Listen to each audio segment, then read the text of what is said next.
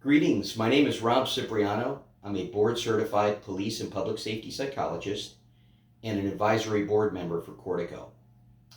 I'm also a licensed psychologist in Florida and in North Carolina, and I'm a member of the International Associations of Chief of Police Psychological Services section and a current member of Division 18, Psychologist in Public Service of the American Psychological Association. I appreciate being with you here today, and I'm going to talk to you specifically about managing anxiety in the midst of a COVID-19 pandemic. When we talk about anxiety, we're really looking at three particular areas. The first one being very physiologically based. That can include body reactions, rapid heartbeat, muscle tension, queasiness, dry mouth, sweating. It can also sabotage our ability from a behavioral perspective to where we have difficulty thinking, expressing, or coping with certain everyday situations. Psychologically is what I call the self-dialogue, the inner dialogue of what we tell ourselves. It can be a subjective state of apprehension and uneasiness. And I include some of the actual examples of what those are just for you to kind of look at in your own leisure time for each one. So you'll see them kind of titled physiological reactions. I also have them titled as behavioral reactions, and I give you a nice little snapshot of kind of this angry meme. And also the stress reactions, which generally can be what we tell ourselves, the shoulds, woulds, coulds, haves, always, must, nevers that I'm going to talk to you about in a little bit, that relate to some of the psychological aspects of what we deal with. When we talk about three levels of recovery, we're going to be talking about reducing that physiological reactivity, being able to kind of stay calm in the midst of heightened anxiety reactions. So, how do we do that? Well, we do that through breathing. And, sometimes it can help us when we take that step back. So we're breathing in 3 to 5 seconds, and we're breathing out maybe 7 to 9 seconds. So just a quick one just to help you is just to breathe in and a breath out. And it's staggered, right? So we don't breathe where we're hyperventilating. We breathe to where there is a staggering of the breath. Eliminating avoidance behavior is another level of recovery where it's a double negative, but what it means is not to avoid. We generally try to do that in steps, right? We generally fear what we don't understand, and we take ourselves away from whatever that fear-based situation is, and that's where you see people kind of hibernating and staying away from the actual fear, whether it's a phobia, whether it is something in the environment that's triggering it, right?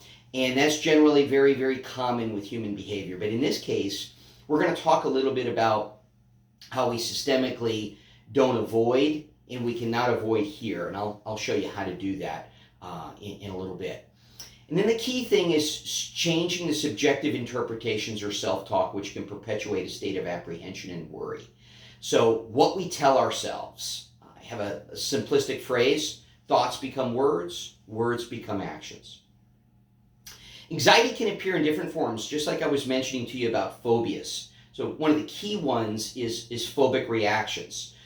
Generally, with a phobia is the more that we stay away from the piece or situation or circumstance that actually makes us fearful, we feel much more safe. So certainly with this COVID situation, there's going to be a number of individuals that have phobic-based reactions when we do try to go back to work. And that may be a part 2 of what we do, and I can do an extended version of dealing with the COVID-19 situation. The panic disorder, generally those physiological reactions that I was referring to earlier, to where the individual is having a difficulty time kind of dealing with just their breathing. So they may be hyperventilating, they may be feeling rapid heartbeat, sweats, tense brow, trembling. Those are all indicative of panic disorder. Obsessive compulsive disorder, where it's two-pronged. You have the thought and then you have the behavior. So a common one, right, that is also very reality-based is hand washing. Maybe excessive hand washing beyond this particular moment in time. And we'll talk a little bit more about that maybe in part 2. Acute stress disorder and post-traumatic stress disorder, there's really no difference other than the time frame. And with PTSD, we have a cluster of symptoms, but it's very unique. Same thing with acute stress disorder in that it takes an outside event to trigger the fear-based reactions and intrusive memories and flashbacks that individuals may experience. Generalized anxiety is generally the person is pre-wired for anxiety that can be triggered at any given moment in time. Those can be more informative in other trainings that I'll be doing and spending a little bit more time. But again, I just want to kind of whet your palate and give you a little bit of an overview on each of them in today's training. Signs of stress from COVID-19 that can also look like, so not only are we dealing with the physical element, but we're also dealing with the psychological, physiological, and behavioral element. So you can also experience chest tightness. It doesn't necessarily mean you have COVID, right? But you feel like you can't breathe because of the anxiety that may actually be perpetuated during this unprecedented time in history. Muscle tensions, aches and pains, headaches, difficulty sleeping, restlessness and inability to relax, heart palpitations, digestive issues, all can be also indicative. So it can also look like COVID, but it can be falling within the behavioral health realm of anxiety. The other piece that is very important is threat scanning. Threat scanning is very, very key. What I call being your best detective of your own thoughts during this period of time. So our thoughts may be triggered by what's happening in the environment, consciously or subconsciously. And if we're not careful and we're not scanning for those particular thoughts, they can actually pull us in. Thoughts and emotions can be interfused in this type of situation. So what happens is somebody that is scanning for threats may often be associated with our minds assigning meaning to harmless events. In this particular situation, some of those thoughts can really, really kind of pull us in, right? So we could be getting ahead of ourselves, which is going to be in the next platform of slides, of what I call catastrophic thoughts. And catastrophic thoughts is we react to disappointment or failure as if it means the end of the world.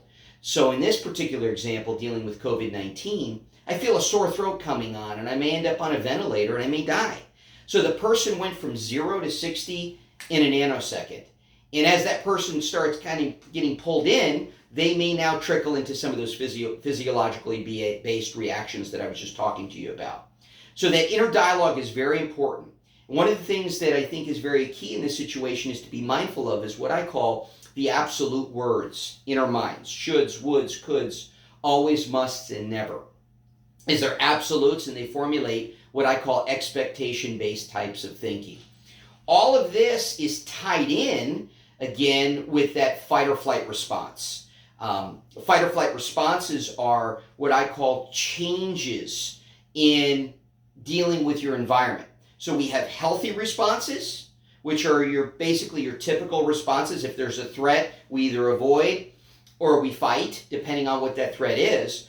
But in this situation, especially with what we're dealing with COVID, this invisible threat, some of these changes may become what we call maladaptive or unhealthy, because now they start happening beyond the threshold of intensity, duration, and frequency. So that's very, very key. So a lot of this is I'm trying to break it up to you in segments, but some of it is very, very blended in nature. So going back to the catastrophizing, what's very, very important is understanding the distinction between expectation and what we call goals. Expectations are indicative of words like, again, should, would, could, always, must, never. And goals are indicative of phrases. I'm working on, I'm in the process of, let's see what happens. To where you're generally taking away the stress factor to where you're not getting pulled in by the absolute or the outcome-based expectation. And an easy way to remember that is expectations generally equate to outcomes, bottom line type of thinking. Goals, on the other hand, are very much process. So there's no pressure. It's let's see what happens. Hey, I'm working on it. And changing that inner dialogue pretty much helps you get to where you want to go, right? So a common phrase in this COVID situation is, let's just take it day by day. Let's just take it one step at a time. Kind of eases the pressure and prevents you from going into a catastrophizing thought of, oh my gosh, I'm going to lose my job, or maybe I've lost my job and now all of a sudden we're going to be homeless. Or again, using the analogy with the medical-based situation, I'm going to end up on a ventilator. So you could see how an expectation that's primarily related back to a catastrophizing thought under that realm can lead to more and more anxiety-based reactions. But if we shift it into a goal and we think of those phrases and we eliminate the shoulds, woulds, coulds, always, must, haves, and nevers, we generally may feel a better type of thought process and much yield a different feeling and yield a different behavior, generally in an adaptive form. Reasoning from emotions is another one that I see quite a bit, where we believe that because we feel a certain way, that indicates the truth about a situation, and we may even act accordingly if it hurts us in the long run. So if we think or feel a certain way, therefore it must be true. And in a lot of cases, that's false, and that certainly can perpetuate a lot of what I just talked to you about from a physiological, behavioral sense to where we get sabotaged or we sabotage ourselves and lead to more negative and maladaptive behavior. Okay? Some of the reality-based management tools during the COVID-19 pandemic are very, very important. The vast majority of people only experience mild symptoms. The coronavirus is fatal, and again, these are coming from statistics from the CDC in about 2 to 3% of the cases. Health advice for the public generally is to wash your hands with warm water and soap for at least 20 seconds after coughing or sneezing, before, during, and after you prepare food, before eating, after toilet usage, going to the restroom, coming in from outdoors, you want to wash your hands if they're visibly dirty, and then when caring for someone who's sick or elderly. Also, after handling any animals or animal waste, cleaning up after your pets, using alcohol-based sanitizers as a substitute for washing your hands, but certainly sparingly if you can. Maintaining a distance of at least 6 feet is very, very important during this time between yourself and anyone who may be coughing or sneezing. Certainly wearing a mask, as the CDC has recommended, whether it's a makeshift mask or an N95 mask, whatever mask that certainly would be feasible. And covering your coughs and sneezes as you throw a tissue into a clothesbin immediately after usage. Avoiding touching your eyes, your nose, your mouth, and frequently disinfecting surfaces like your desk, phone, tablet, smartphone, and countertops.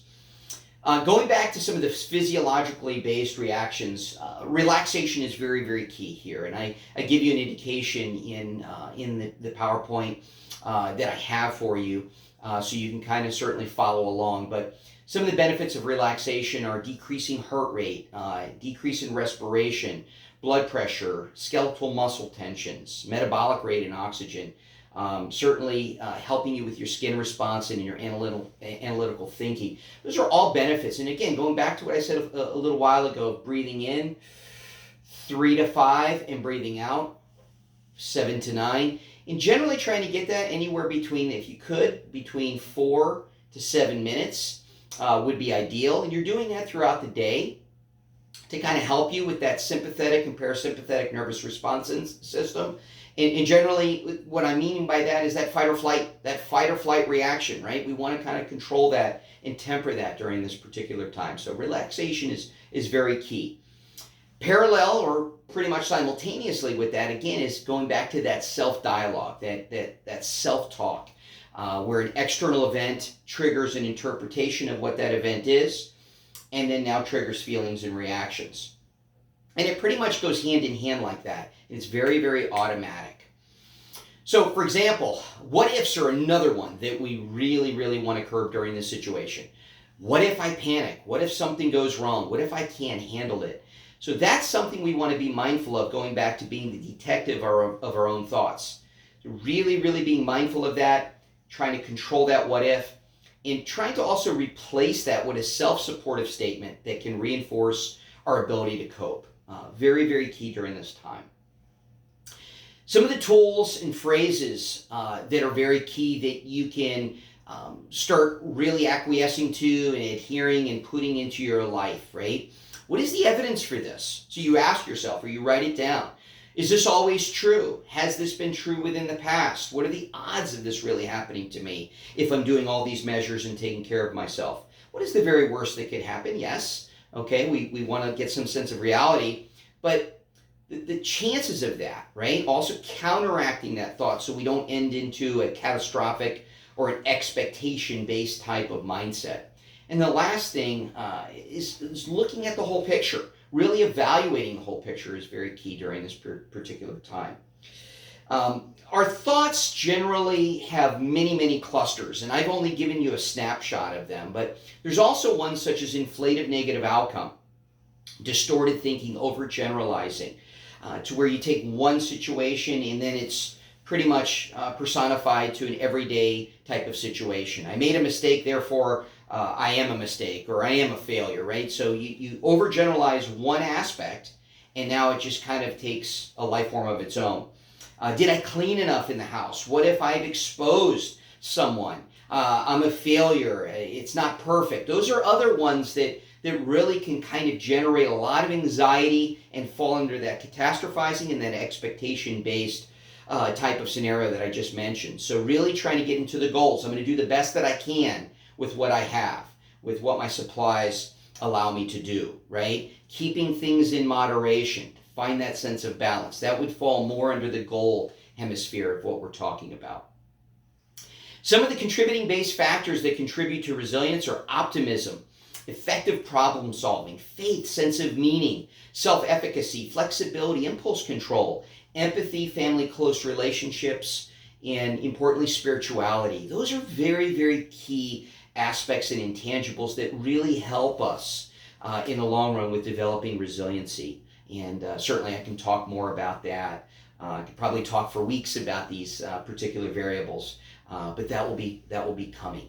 And then the last piece that I want to cover with you today, and I want to leave you with some additional helpful tools, are creating sense of routine and structure each day during this quarantine, limiting news reports and breaking news. That certainly can really start tapping into those three areas that I covered with you, the physiological, behavioral, and the psychological subjective state of inner dialogue that can pull us in.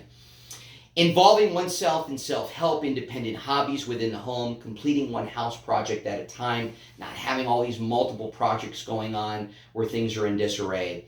And then maybe having some self-stimulatory types of games or puzzles, crosswords, card games, solitaire, activities that you can play with family members that are also self-quarantining with you and that are also kind of dealing with this collectively and following, again, the CDC guidelines.